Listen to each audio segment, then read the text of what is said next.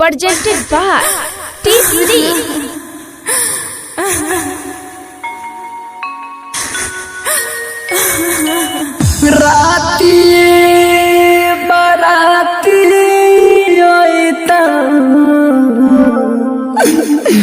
मुंगिया में सिनुरा भरैता रातिए बाराती आईता मुंगिया में सिनुरा भरैता कि सुने है गिरनिया संगम रिकॉर्डिंग स्टूडियो चकरवनिया। कोई छाह में जाना बागा लगे हमर जोई है ससुरा सुने है गिरनिया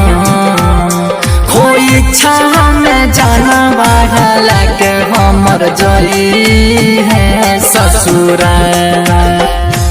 रातिए बाराती आईता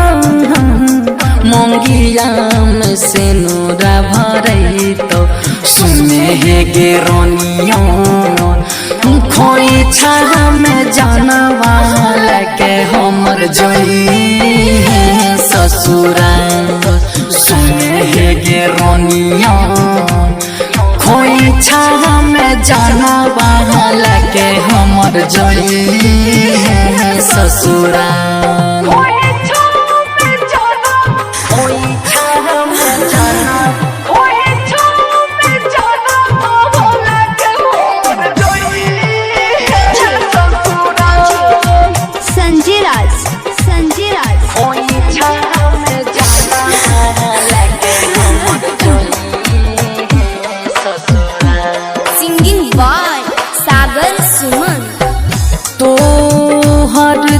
शादी होईता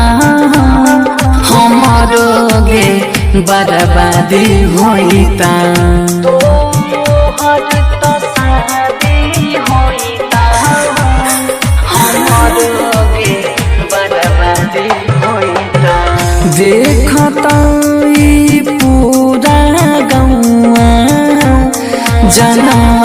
दीवाना के जईता देखत पूरा गौआ जनवा जनुआ के जईता सुने है गिरनिया खोई छाह में जाना वाला के हमर जोई है ससुरा सुने है गे पगली खोई छाह में जाना वाला के हमर जोई है ससुरा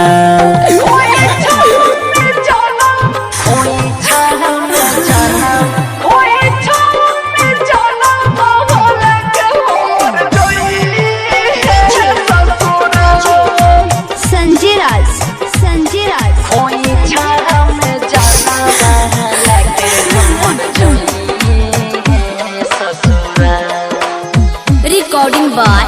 दुर्गेश जी। वन भी तो दूर किसके कोनिया भूल जबी हमारा गिरनिया वन भी तो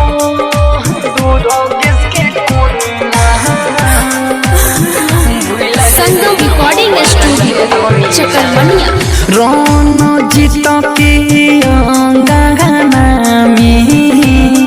छम छम बजता पैजनिया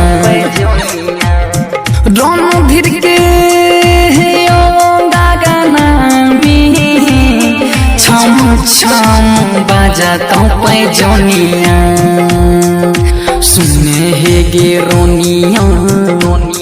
सागर सुमना के लो नहीं तो गई खायाल सुने है गिरनिया खोई छाह में जाना वाला के हमर जोई है ससुरा संगम रिकॉर्डिंग स्टूडियो चकरवनिया।